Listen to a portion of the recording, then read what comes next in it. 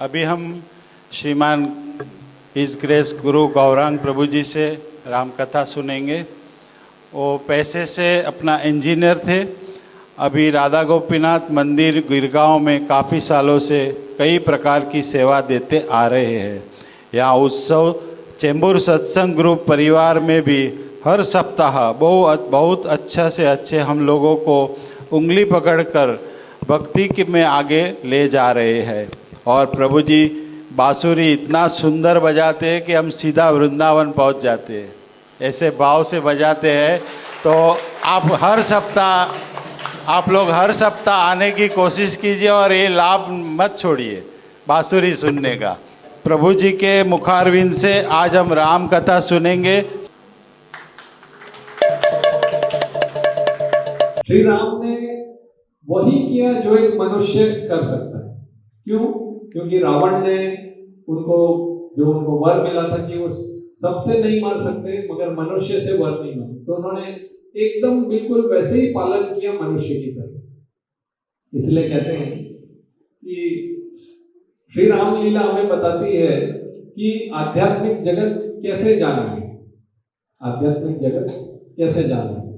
और कृष्ण लीला बताती है कि आध्यात्मिक जगत कैसा है, ऐसा है। तो एक दोहा आता है, उसमें कहते हैं राम कृष्ण दो एक अंतर नहीं निमेश। राम कृष्ण दोनों एक ही, अंतर नहीं निमेश।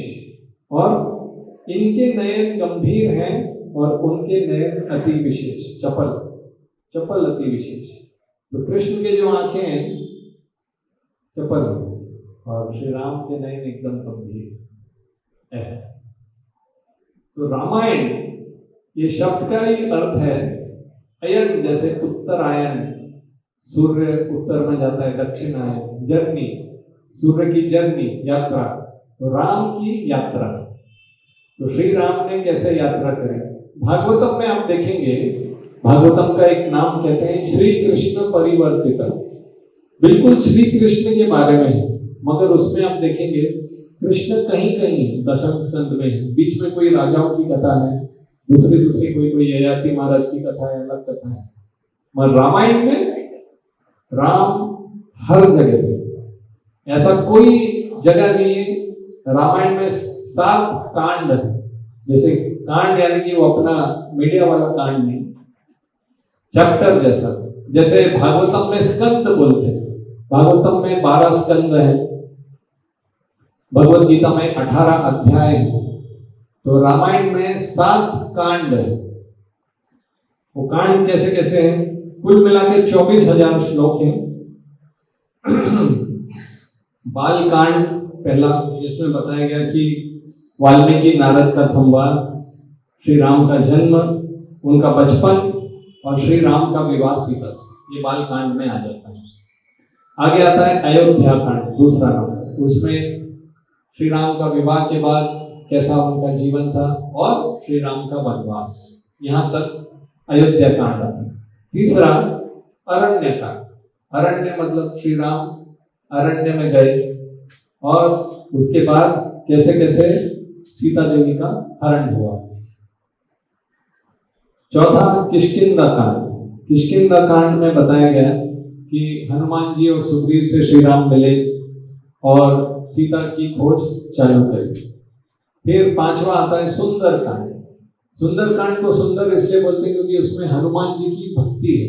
सुंदर क्या है? उसमें हनुमान जी कितना सेवा करते हैं। छठा है युद्ध कांड, जिसमें राम और रावण का युद्ध हुआ और इस तरह से वो आगे गए। उसके पश्चात आता है उत्तरकांड, 7वां। उत्तरकांड में श्री राम का आगे का जीवन और लव और कुश की कहानी। तो ये 7 कांडों में पूरी रामायण समाप्त होती है। और श्री राम लीला ये कहीं भी कहो, कहीं भी बोलो, हर कोई आकर्षित कर लेता है। इसलिए ये जो हमारी पहले रामायण आती थी, मुझे याद है मैं किसी एक समय पे बचपन में ही दूरदर्शन पे आता था राम सागर या रामानंद सागर। तो मैं तो खैर शहर से था, मगर मैं जबलपुर गया था अपने मामा के घर एक बार। और किसी और के घर टीवी देखने और रामायण का सीरियल चालू हुआ, तो हम लोग की आदत थी घर में ऐसा चप्पल वगैरह सब लोग पहनते थे। तो जैसे रामायण चालू हुआ, बोला सब बच्चे लोग चप्पल बाहर उतारो, बाहर उतारो। मैंने बोला इतना भावना, अभी तक टीवी में सीरियल देख रहे हैं? बोला नहीं, इतना लोगों की भावना है कि वो इतना वो लोग श्री राम से प्रेम करते हैं। इसलिए कहते हैं सीता राम चरित अति पावन, मधुर सरस और मन भावन,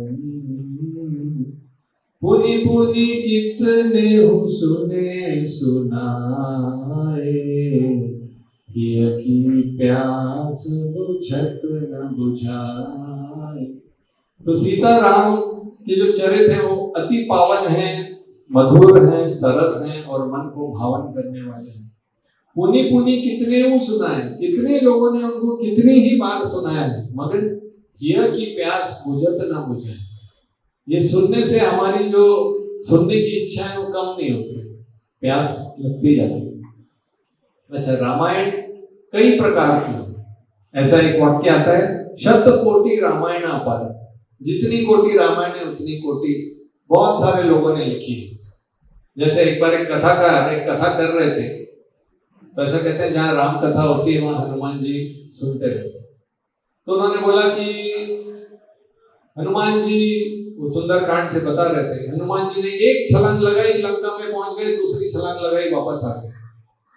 तो हनुमान जी ने सोचा ये तो ऐसा नहीं है। तो उन्होंने कथा के बाद उनको जाके रूप बदल के बोला कि मुझे लगता है कि एक छलांग में नहीं, कई बार में गए, 4-5 बार में गए। उन्होंने बोला नहीं, एक ही छलांग। तो हनुमान जी थोड़े से उदास हो गए, बोला इतनी मेहनत करी थी मैंने, 4-5 बार, क्या क्या पहाड़ बीच में आए, लंकिनी आई, कितना कुछ करना पड़ा। तो ऐसे उदास बैठे थे। श्री राम ने बोला कि क्या क्या बात हुई? बोला कुछ ज्यादा नहीं, वो लोग कथाकार ऐसे बोल रहे थे, एक छलांग में गए, दूसरी छलांग में आ गए। तो श्री राम ने बोला अच्छा ऐसा? उन्होंने एक अंगूठी निकाली, बोला हनुमान इसको पकड़ना जरा। तो पकड़ने गए तो अंगूठी आगे आगे जा रही है, आगे आगे जा रही है। तो हनुमान पकड़ ही नहीं पा रहे, भागे और वो अंगूठी एक गुफा में जाके घुस गई। तो हनुमान गुफा में गए तो वहां एक बड़े हनुमान बैठे, जय श्री राम, जय श्री राम। तो ये हनुमान है, उनके सामने इतने छोटे लग रहे, ये कौन है? ये डुप्लीकेट लग रहे हैं, ओरिजिनल तो मैं हूं। फिर उसके बाद उन्होंने पूछा कौन हो आप? हनुमान तो मैं हूं। तो बोला हम वो हनुमान है जो एक छलांग में लंका गए थे और एक छलांग में वापस आए। उन्होंने बोला अच्छा। और फिर अंगूठी उनके हाथ में आई, तो अंगूठी भी आई और तत्व भी समझ में आया कि राम कथा जो है वो अपार है, अपारा है। तो प्रमुख रूप से वाल्मीकि, वैसे हमारे पास समय कितना बजे तक का है? अभी 7:15 हो रहा है।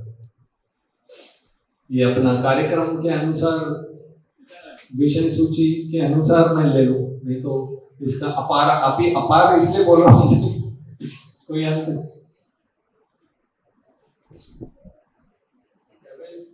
15 मिनट में निपटाना है, ठीक है?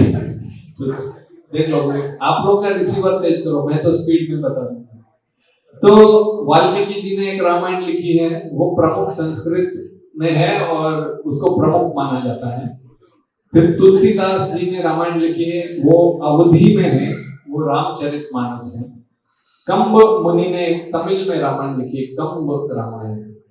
एक आनंद रामायण शिव जी ने पार्वती को सुनाई थी। एक आध्यात्म रामायण है, वो व्यासदेव ने लिखी थी। तो संशय नहीं करना चाहिए।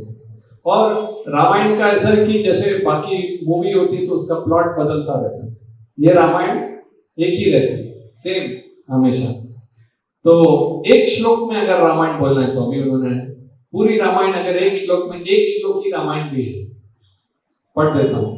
आदौ राम तपोवनादि गमनम, आपको समझ में आएगा, सरल संस्कृत। सबसे शुरुआत में तपोवन में राम गए। हत्वा मृगम कांचनम, मतलब क्या हुआ? सोने के मृग को मारा। वैदेही हरणम सीता जटायु मरणम सुग्रीव संभाषणम वाली निग्रहणम समुद्र तरणम लंकापुरी दहनम पाश्चात रावण कुंभकर्ण हननम एतद्धि रामायणम। अगर आप ये श्लोक रोज बोल लें तो आपको रामायण पढ़ने का पूरा फल मिलता है। कभी कभी कुछ लोग पढ़ते हैं इसको, आदव राम तपोवनादि गमनम। तो ये है, तो हम लोग लेंगे रामानुजाचार्य, दक्षिण भारत का संप्रदाय है, श्री संप्रदाय, वहां के आचार्य। एक बार उनके संबंध में उनके मामा जी है श्री शैलपुर, मगर रामानुजाचार्य उनको गुरु के जैसा देखते थे। तो रामायण के बारे में उन्होंने पूछा तिरुपति बालाजी मंदिर में बैठ के, तो उन्होंने पूरी रामायण के 5 तत्वों में समाप्त कर दिया। 5 तत्व आज हम देखेंगे, कितना समय जाएगा उसका बोल नहीं सकते। ये ऐसा है जैसे कि स्वयं अभी रामानुजाचार्य लक्ष्मण हैं, लक्ष्मण के आवेश हैं, तो वो ऐसा नहीं बोल रहे कि मैं तो उधर ही था रामायण में, आप मुझे क्या बताओगे। श्री शैलपुर उनको ऐसा नहीं, तो सुन रहे। जैसे चैतन्य महाप्रभु रामानंद राय से पूछते हैं कि भक्ति तत्व के बारे में बताओ, तो रामानंद राय बोलते हैं कि आप तो स्वयं भगवान हैं, सन्यासी हैं, मैं तो गृहस्थ हूँ। चैतन्य महाप्रभु बोलते हैं मैं तो मायावादी सन्यासी हूँ, मुझे तो सार्वभौम भट्टाचार्य ने भक्ति दी इसलिए थोड़ा बहुत समझ में आया। और फिर सार्वभौम भट्टाचार्य को मैंने पूछा तो उन्होंने बोला कि दक्षिण भारत में रामानंद राय भक्ति नहीं दी। तो इस प्रकार से आप संकोच मत करो, ये मत देखो कि मैं सन्यासी हूँ, आप मुझे भगवान की कथा बताओ। तो इस प्रकार से रामानुजाचार्य श्री शैलपुर को बोलते हैं जरा रामायण के तत्वों के बारे में बताओ। तो रामायण के बारे में ऐसा बताते हैं। पहला तत्व है श्री राम सामान्य मनुष्य नहीं है, वो पूर्ण पुरुषोत्तम भगवान है। अब ये तो सभी कोई जानते हैं, रामानुजाचार्य तो जानते ही हैं, मगर वो कैसे, तो उसमें बताया गया। कई लोग ऐसे समझते हैं कि राम एकदम मनुष्य के जैसा उन्होंने कार्य किया, तो शायद भगवान नहीं होंगे, उनको वनवास दिया गया दशरथ ने, कैकेयी ने, इस प्रकार से।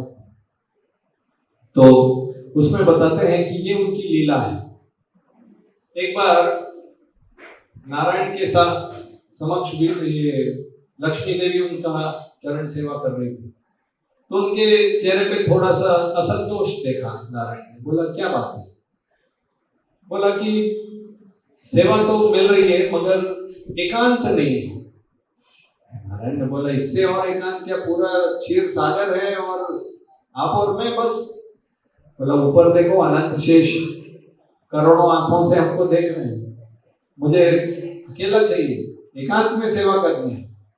अच्छा, तो इस लीला में तो संभव नहीं है, जब हम अगली लीला करेंगे श्री राम के रूप में तो हम आपके साथ एकांत रहेंगे, 14 वर्ष तक एकांत। तो दशरथ ने यज्ञ किया, दशरथ को एक पुत्री हुई थी शांता करके। फिर उसके बाद कोई पुत्र नहीं था तो पुत्र कामेष्ठी यज्ञ किया, उसमें एक महापुरुष खीर का मटका लेके आए। तो उस मटके की जो आधी खीर जो है उन्होंने कौशल्या को दी, जो बची आधी थी उसके 2 भाग की, 1/4 1/4। उसमें से एक जो है सुमित्रा को दिया और जो बचा 1/4 था वापस उसको आधा किया और 1/8वां भाग इनको दिया कैकेयी को और बाकी 1/8वां भाग सुमित्रा को। तो सुमित्रा के 2 पुत्र हुए, कौन कौन? शत्रुघ्न और लक्ष्मण। कैकेयी के पुत्र हुए भरत, कौशल्या के पुत्र हुए श्री राम। इस प्रकार से ऐसे तो कहानी बहुत है। विश्वामित्र आ गए, जब 12 वर्ष के श्री राम हुए तो दशरथ महाराज विचार कर रहे थे भी बड़े हो गए, इनका विवाह के बारे में चिंतित थे, उन्होंने प्रार्थना भी करी थी भगवान को मगर भूल गए। तो उन्होंने तुरंत बोला आपको क्या चाहिए, मैं जो देना चाहता हूं दे दूंगा आपको। तो विश्वामित्र ने बोला दोगे? बोला हाँ। बोला मुझे श्री राम चाहिए। बोला ऐसे क्यों चाहिए? बोला मैं यज्ञ कर रहा हूं और वहां पे कुछ राक्षस आते हैं, यज्ञ को मैं खराब बाधा डाल देते हैं। मैं वैसे तो सक्षम हूं उन राक्षसों को मारने के लिए, मगर मैंने ऐसा व्रत लिया है कि मैं अहिंसा पालन कर रहा हूं। तो मुझे श्री राम की आवश्यकता है। तो दशरथ महाराज कहते हैं कि उनका एक वो श्लोक कहते हैं, राम राजीव लोचन। राजीव का अर्थ है कमल।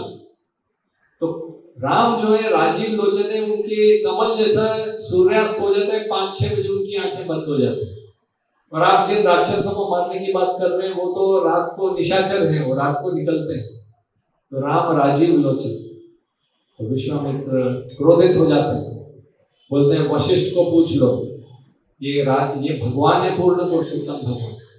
तो इसमें 2 सीखने लायक बातें हैं। पहला तो ये कि कई बार विश्वामित्र भी स्वयं सक्षम थे, हम भी कई बार पूरी तरह से सक्षम रहते हैं और हमको किसी और के सामने हाथ फैलाना पड़ता है। परिस्थितियां ऐसी आ जाती हैं कि हमें परिस्थितिवश नम्र होना पड़ता है। दूसरा सीखने लायक बात कि वशिष्ठ मुनि और विश्वामित्र मुनि एक समय पे आपस में प्रतिद्वंदी थी और उनका आपस में बनती नहीं थी, मगर एक बात वो जरूर मानते थे कि श्री राम पूर्ण पुरुषोत्तम भगवान। तो इसी प्रकार से कई बार हमारे जीवन में अलग अलग प्रकार से समस्याएं आएंगी और हमको वो सहन करना जरूरी है। तीसरा सीखने लायक, दशरथ जो है खुद प्रार्थना करके भूल गए थे कि मैंने ही प्रार्थना करी थी कि श्री राम का विवाह होना चाहिए। तो ये विश्वामित्र उस प्रकार से आ रहे थे मगर वो समझ नहीं पा रहे थे। जैसे एक बार आश्रम में एक व्यक्ति थोड़े समय के लिए आए थे, ज्वाइन हुए ब्रह्मचारी आश्रम में। तो उनको चपाती बनाने की सेवा दी, चपाती बनाते थे। चपाती बनाते थे मगर हमेशा मूड खराब। तो उनको किचन इंचार्ज ने पूछा क्या बात है? बोला आप लोग मेरी कला समझ नहीं पा रहे, मैं चपाती बनाने नहीं आया। मैं अपने गांव में था तो बड़े बड़े प्रवचन देता था। तो किचन इंचार्ज बोले वो तो हम तो किचन के इंचार्ज हैं ऐसा। और लोगों को डर ये था कि वो इतना हिंदूवादी थे कि इनको आसन पे बिठा दिया, व्यासासन पे, तो शायद जय राधा माधव की जगह जन गण मन अधिनायक ना बोलते, तो वो भी डरते थे। तो उनकी चपातियां जो बिना गैस पे डाली वो पकती रहती थी, क्योंकि वो ऐसा आप लोग मुझे समझ नहीं पाए। तो 2-3 महीने के अंदर एक दिन बैग निकाल के वो पैक करके जाने लगे।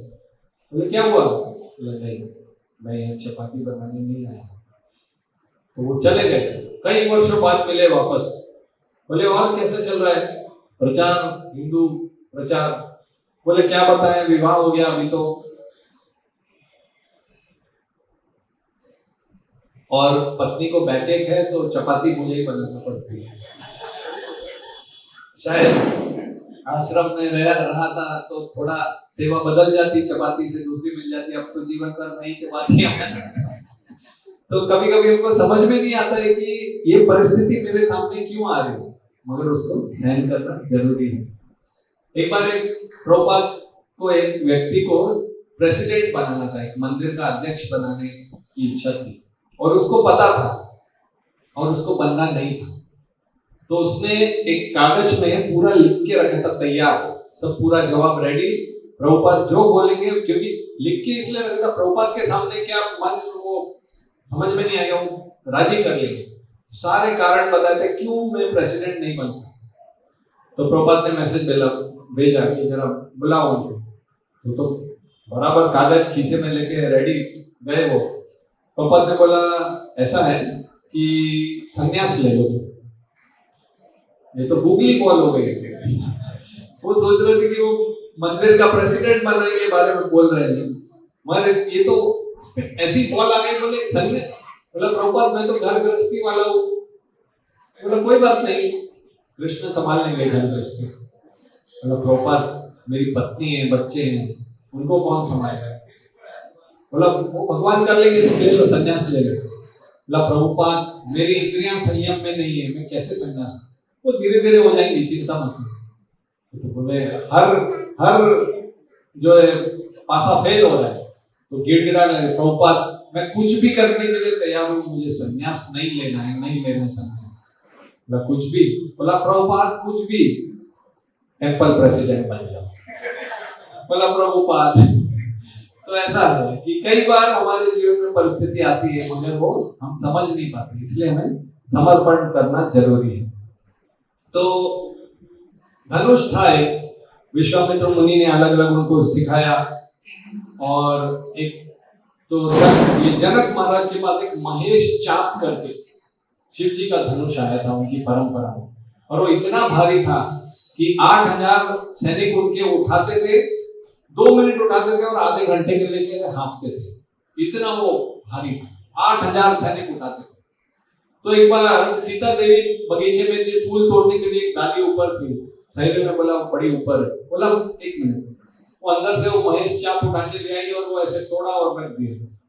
अब वो सैनिकों तो देखते ही रह गए। तो उन्होंने जनक महाराज को बताया कि आपकी बेटी ने ऐसा।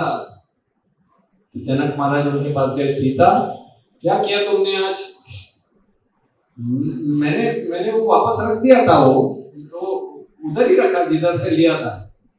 तो उस समय जनक महाराज सोचने लगे कि ये तो इतनी शक्तिशाली है, कल को पति तो उतना तो होना चाहिए, तो आलिंगन करेगी तो टोमेटो चटनी बन जाएगी उसकी, कम से कम तो उतना तो उठाने लायक होना चाहिए।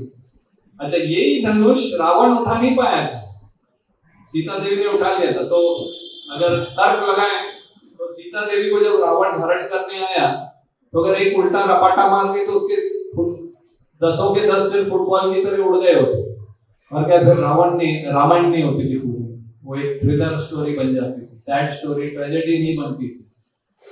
तो इसीलिए तो ये सब ये समझाने के लिए कि ये लीला हमारे, अगर भगवान लीला नहीं करते तो फिर हमारा धंधा चौपट हो जाता ना, ये माइक के सामने क्या बोलते और श्रवण क्या करते हैं।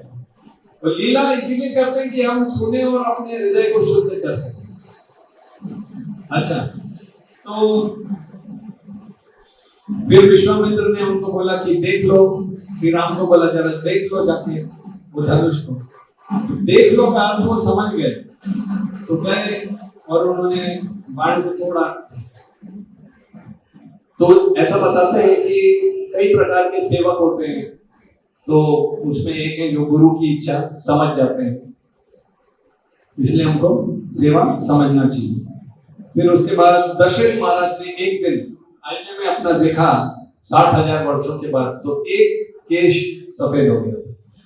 तो ऐसा बोलते हैं कि देवी देवताओं ने वो किया था एक सफेद, जिससे उनको समझ में आया कि आगे रामायण की स्टोरी आगे बढ़े, नहीं तो सब खुशहाल चल रहा था, सीता देवी आ गई, श्री राम का स्वयंवर हो गया। तो उन्होंने मंत्री से बोला जरा अनाउंसमेंट करो, हम श्री राम को राजा बनाएंगे। तो जैसे अनाउंसमेंट हुई तो एक ऐसा ये धमाका आवाज हो गई, ड्रम बजने लगे, नगाड़े बजने लगे, तो उतना जोरदार हो गया कि दशरथ महाराज समझ नहीं पाए क्या हुआ, इतना आवाज कैसे हो गया। तो मंत्री को बोला क्या हुआ।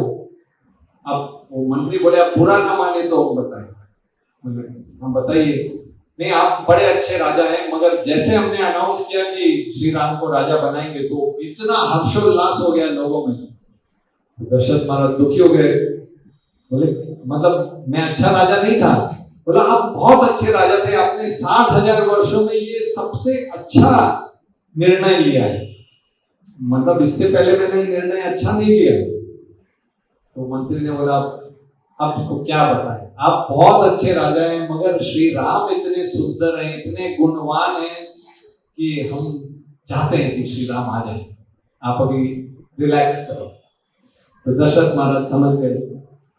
अच्छा, अब तो यहाँ पे क्या हुआ, एक व्यक्ति वहां पे जो है जब देखा बालकनी से कि इतना हर्षोल्लास चल रहा है, वो कौन था, मंथरा।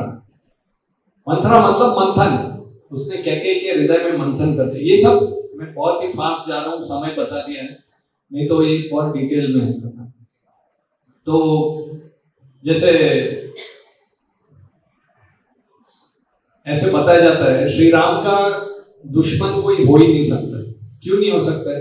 क्योंकि उनके पास इतनी शक्ति है कि उनको इतनी लीला पूरी रामायण करने की आवश्यकता नहीं, वो एक ही बार में हृदय में से ही रावण को छू कर सकते, मगर वो हमारे लिए ये सब लीला करते हैं। तो जैसे कि एक बार एक मेंढक था, मेंढक तो टर टर टर कर रहा था, तो सांप को समझ में आ गया अच्छा यहाँ मेरा ब्रेकफास्ट है, मस्त। तो वो उसकी तरफ बढ़ रहा था। अभी एक किसी देवता ने सोचा कि नहीं, अभी मेंढक की जान बचाना है, तो उसने कुछ ऐसी अरेंजमेंट करी कि वो मेंढक टर टर कर रहा था, तो एक गाय आई और उसके ऊपर गोबर कर दी और आगे चल गई। सांप आया तो उसको कोई दिखाई नहीं, मगर ये मेंढक कहाँ चुप बैठने वाला था, तो छुप गया। वहां थोड़ी देर के बाद उसको इतना गोबर से, तो सांप को पता चल गया ये है।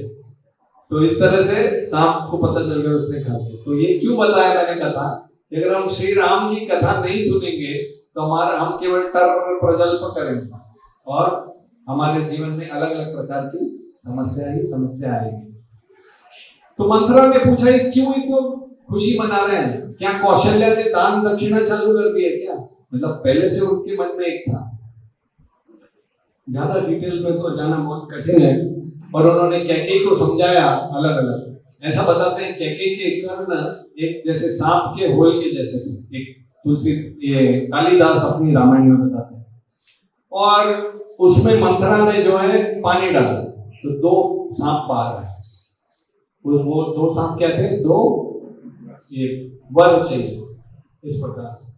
उसमें वर क्या थे? श्री राम को वनवास और भरत को राज्य। पहले भरत को राज्य और श्री राम को वनवास। तो पहले तो कैकेयी मान नहीं रही थी, वो बोली ये तो बहुत अच्छा है और आभूषण और गहने दे रही थी।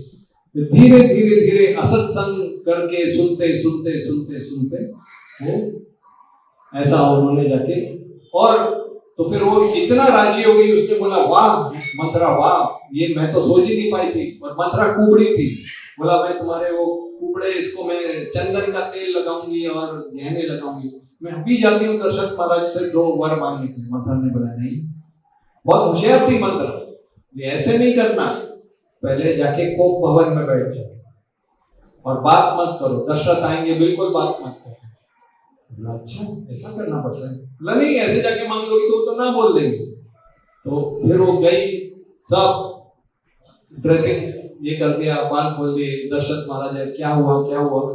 और एक समय पे बताते हैं जब श्री राम और सीता देवी स्वयं विवाह करके वापस आए थे, तो अयोध्या में आज भी एक कनक महल है। वो कैकेयी का महल श्री राम के दशरथ के महल से भी ज्यादा सुंदर था। तो कैकेयी को इतना प्रेम था कि वो बाहर आ गई, बोली अभी आप दोनों ये महल गिफ्ट में महल दिया, और वो बाहर आ गई, इतना प्रेम था। तो कोप भवन में गई, दशरथ आ गए, क्या तुम बीमार हो, किसी ने तुमसे गलत व्यवहार किया, किसी को इनाम देना है क्या, या किसी को पनिशमेंट देनी है क्या?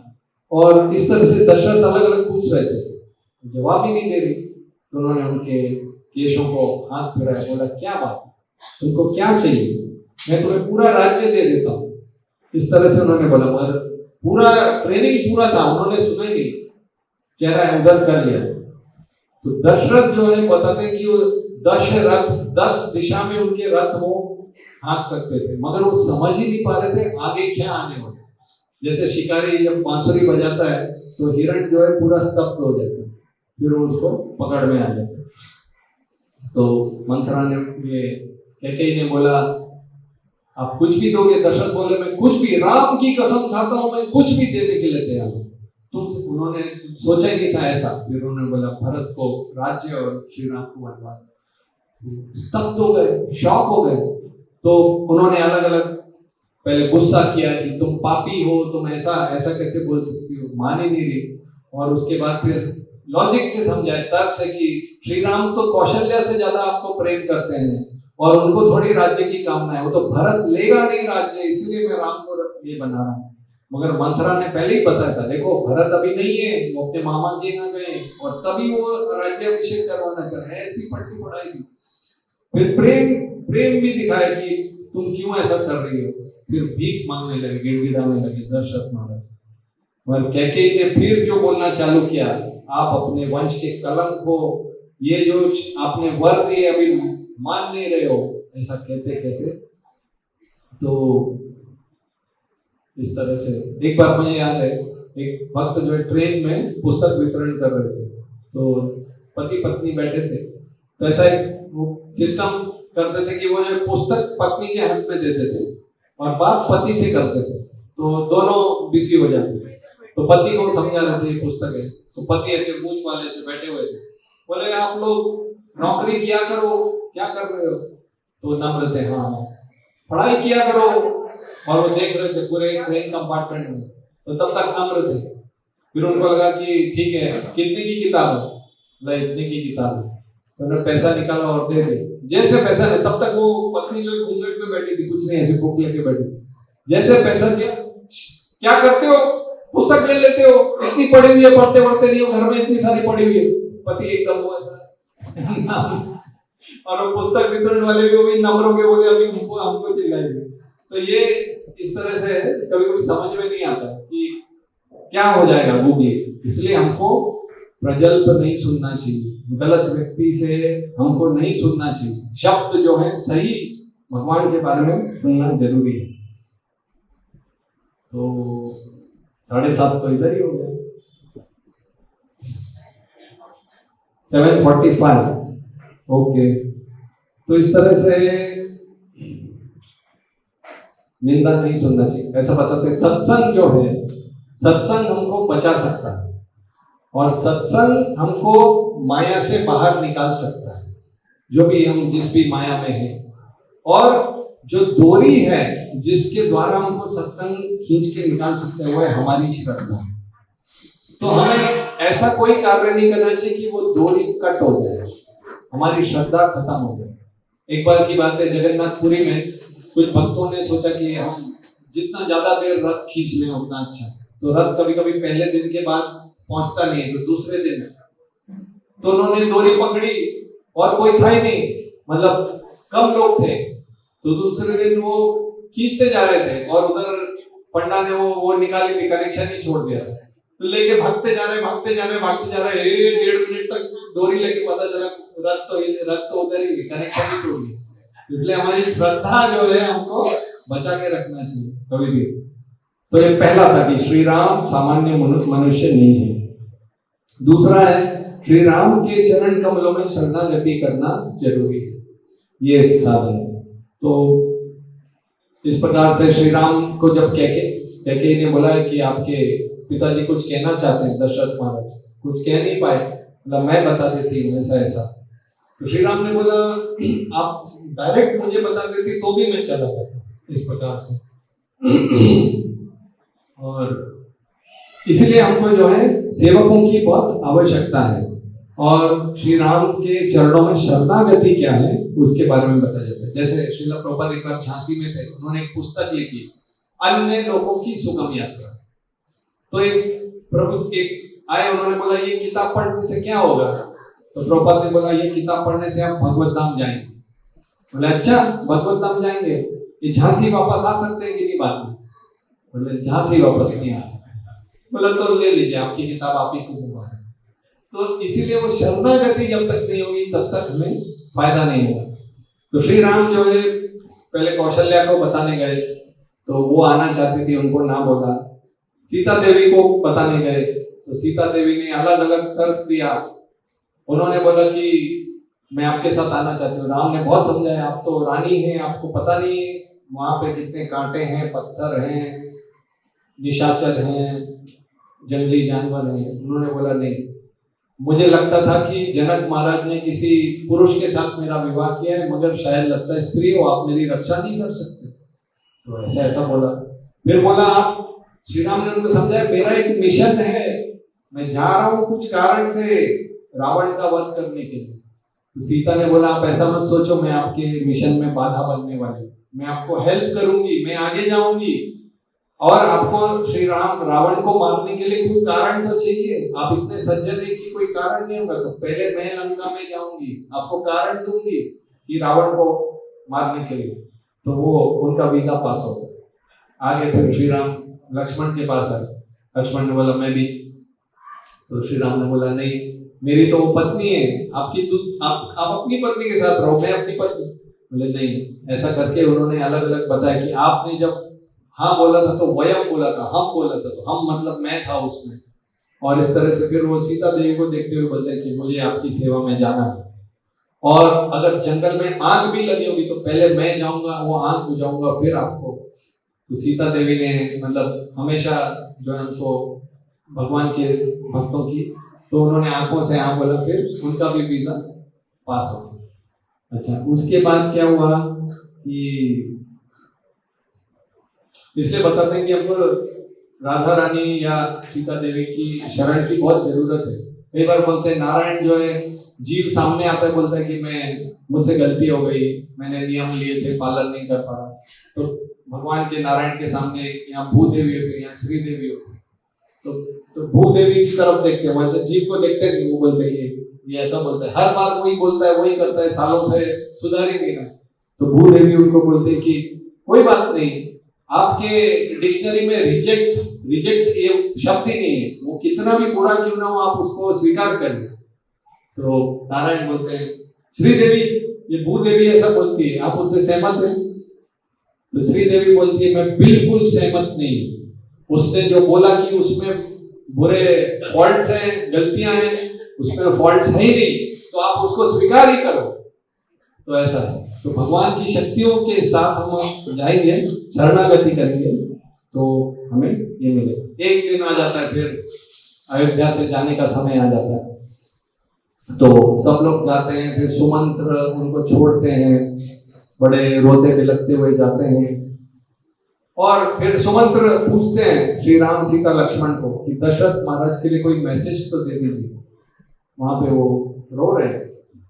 तो श्री राम ने बोला कि उनको मेरा प्रणाम कहिएगा, और सीता देवी ने बोला कोई मैसेज नहीं। लक्ष्मण ने बोला मेरा मैसेज है, उनको बताइए कि अभी आज से वो मेरे पिता नहीं है, मेरे पिता श्री राम है।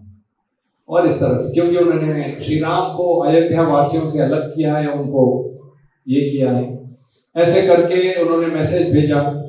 और इधर जो है दशरथ महाराज की वो याद कर रहे थे और श्री राम का नाम ले रहे थे। फिर उन्होंने कौशल्या को बताया कि एक बार मैं एक शब्द भेदी पहाड़ चलाया था, तो वहां पे एक श्रवण कुमार करके एक लड़का था, वो अपने माता पिता की सेवा कर रहा था पानी पिलाने के लिए, तो बाण उसको लग गया, तो मैं तुरंत गया, वो पानी भर रहा था तो गड़गड़ करके आवाज आई, मैंने बाण मार दिया। और उस श्रवण कुमार ने बोला ये मेरा तीर आप जैसे निकालोगे मेरी मृत्यु हो जाएगी, मेरे माता पिता पानी के लिए प्यासे हैं, आप मटका लेके उनको पानी जरूर दीजिएगा। तो दशरथ महाराज ने तीर निकाला, उसकी मृत्यु हो गई, वो गए पानी लेके गए, उन्होंने बताया कि ऐसा मेरे हाथ से हो गया। तो पहले थोड़ी देर तो संयम रखा, फिर उन्होंने बोला ठीक है बेटे का क्रियाक्रम करने का मौका दो। जैसे आग जलाई तो ब्राह्मण माँ और पिता दोनों अग्नि में जाने वाले थे, जाने से पहले ब्राह्मण पिता ने उनको शाप दिया कि जिस तरह मैं अपने पुत्र के वियोग में हूँ, आप भी अपने पुत्र के वियोग में प्राण करें। तो दशरथ महाराज ने बोला ये आज वो जो शाप था मेरे ऊपर काम कर रहा है। तो इस तरह से हुआ। फिर सुमित्रा जो है लक्ष्मण को बताई कि आप सेवा करना, और आगे तो इस समय पे फिर जब भरत को संदेशा भेजा गया, भरत जब उनके मामा के घर में थे, उनको अलग अलग अपशकुन दिख रहे थे, वशिष्ठ का मैसेज आया और बोला कि भरत को बोलना कि राज्य लक्ष्मी आपका इंतजार कर रही है, उनको ये मत बताना कि दशरथ महाराज की देहांत हो गए, और उनका चेहरा देखना कि वो कैसा, उनके चेहरे पे खुशी हो रही है कि दुख हो रहा है। तो भरत महाराज आए, देखा तो अयोध्या पूरा जैसे वीराना हो गया था, सब बिखरा हुआ था। और तो जाके वो कैकेयी से मिले, कैकेयी ने बोला बेटा मैंने सब तैयारी कर दी है, ऐसा ऐसा। तो बहुत क्रोधित हुए, बोले मैं आपको आपकी हत्या कर देता, मगर शास्त्र नहीं कहता, इसलिए मैं आपको छोड़ रहा हूँ, आपको मैं मां नहीं मानता हूँ। फिर वो कौशल्या के पास गए, कौशल्या ने बोला खुश हो, अभी तो राम चले गए। तो भरत महाराज केवल चुप, बोल नहीं पा रहे, सब उनको गलत समझ रहे, वशिष्ठ मुनि ने गलत समझा, सबने यही सोचा कि भरत महाराज ने किया कराया है सब। कैकेयी को ने कौशल्या, फिर उसके बाद वो आगे गए, तो वो बोले मैं श्री राम को खुद लेके आऊंगा, तो लेने गए। तो श्री राम वो लक्ष्मण पेड़ पे चढ़े बैठे हुए थे, बोले भरत संतुष्ट नहीं है, वो एंग्री यंग मैन तो थे ही पहले से, उनका हर एक्शन ऐसे ही बताया गया। तो वो बोले मैं आज ही समाप्त कर दूंगा। श्री राम ने बोला पेड़ से उतरो और अपना गुस्सा भी उतारो, ऐसी बात मत करो। भरत आए तो अविरल अश्रुधार श्री राम को आलिंगन किया। ऐसा बताते हैं श्री राम भरत मिलाप जहां वो खड़े थे वो पत्थर पिघल गए और श्री राम आलिंगन करते हुए लक्ष्मण को देखते हुए बोलते हैं ये मेरा सही भाई है। तो एक तरह से इनडायरेक्टली बता रहे लक्ष्मण को शर्म आ गई कि मैं कितना उत्तेजित हो जाता हूँ जल्दी। और इस तरह से फिर लक्ष्मण ये भरत जो एक पादुका लेके जाते हैं, बोलते हैं कि तो पादुका के बारे में आचार्य बताते हैं कि राम केवल यही बताते हैं कि duty duty duty. Shri Ram कहते हैं कि पिताजी का आज्ञा है और भरत बोलते हैं पिताजी की आज्ञा नहीं है, वो तो कैकेयी ने बोला था। मगर श्री राम बोलते हैं वर तो उन्होंने ही दिए थे पिताजी ने। ऐसा कर करके तो पादुका बोलते कि मैं भरत ज्यादा प्रेमी है, तो पादुका भी भरत के साथ चली जाती है। राम बड़े निष्ठुर है। तो भक्तों की हमें बहुत जरूरत है इस प्रकार से। और केवल 2 मिनट और बाकी है, तो हम क्या करते हैं, हम केवल फिर उसके बाद श्री राम जाते हैं, बीच में केवट का कथा आती है, नाव वाले ना, फिर वो हनुमान जी से मिलते हैं, सुग्रीव से मिलते हैं। तो सुग्रीव के बारे में पता चलता है ग्रीवा, जिसकी ग्रीवा सुंदर है, जो सुग्रीव की शरण में लक्ष्मण एक श्लोक बोलते हैं कि जो पूर्ण पुरुषोत्तम भगवान है वो आपकी शरण लेने आए। तो वो क्यों ऐसा होता है, तो भगवान भक्तों को अगर अपनी तरफ आकर्षित करना चाहते हैं तो उनके जो लोग उनके बारे में बताते हैं, जो अच्छे शब्दों से कथा करते हैं, तो वो उन पे भगवान आश्रित रहते हैं कि लोगों को भक्ति में लेकर आए। इस प्रकार से तो ये सुंदर कांड तक हो जाता है। फिर हनुमान जी जाते हैं, ऐसा वो पाठ बीच में सुग्रीव और वाली का युद्ध होता है, सीता हरण हो जाता है। हनुमान जी आगे जाते हैं तो उनको पहले मैनाक पर्वत मिलता है, वो सोने का पर्वत बोलता है थोड़ा रिलैक्स करो, रेस्ट कर लो, तो रेस्ट नहीं करते, तो लाभ पूजा प्रतिष्ठा से बचते हुए जाते हैं। ऐसे आगे आगे वो जाके फिर लंका को लेकर आते हैं। तो ये शरणागति का भाव है 5 प्रकार से। तो आज हम आज के दिन में क्या सीख सकते हैं कि श्रील प्रभुपाद ने हमको ये सारी जो ज्ञान दिया है। पहले हम बोलते थे खाना खाया के लिए, अभी क्या बोलते हैं प्रसाद पाया के लिए, प्रसाद सेवा करे के लिए। पहले हम लोग हाय हेलो बोलते थे, अभी हरे कृष्णा बोलते हैं, धन्यवाद प्रणाम बोलते हैं। पहले हैप्पी बर्थडे बोलते थे, अभी हरे कृष्णा टू यू बोलते हैं। तो श्रील प्रभुपाद ने काफी कुछ हमको ज्ञान दिया है। पहले भी हम गुड़ी पाड़वा, गणेश चतुर्थी और रामनवमी करते थे, पेड़ा खाते थे और एड़ा बन के आ जाते थे। ज्ञान नहीं मिलता था क्यों, क्या, कैसे, कब, क्यों, क्या है। तो ज्ञान बुद्धि रस्य बलम तस्य, वो हमको श्रील प्रभुपाद ने दिया। तो आज के दिन हम यही प्रार्थना कर सकते हैं कि हम जिस तरह से देखिए, श्री राम के जितने भी रामायण में पात्र हैं, अलग अलग परिस्थितियों में तकलीफें आती हैं, समस्याएं आती हैं, गलत समझा जाता है। सेवा, अभी भरत महाराज ने सेवा ही करने की प्रयत्न किया था, मगर उनको हर किसी ने गलत समझा। तो सेवा का फल लोकप्रियता नहीं, सेवा का फल प्रसिद्धि नहीं, सेवा का फल ये नहीं है कि लोग अच्छा बोले।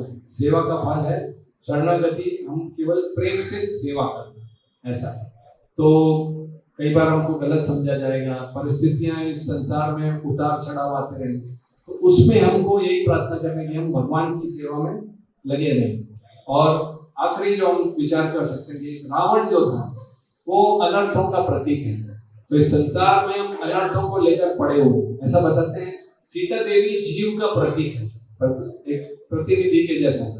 तो वो जीव जो है इस संसार में, रावण उसको लंका में लेके चला जाता है। तो रावण मन है और ये शरीर जो है 5 इंद्रियां, यानी इस लंका में हमको जीव को बंद कर देता है और इस संसार में मतलब भव सागर में जीव घूमते रहता है। मगर श्री राम ने क्या किया, बाण चलाया और रावण का वध किया। तो वो बाण क्या है, हरि नाम, हरे नाम हरे नाम हरे नाम एवं केवलम कलम नास्ते व गतिरत्न।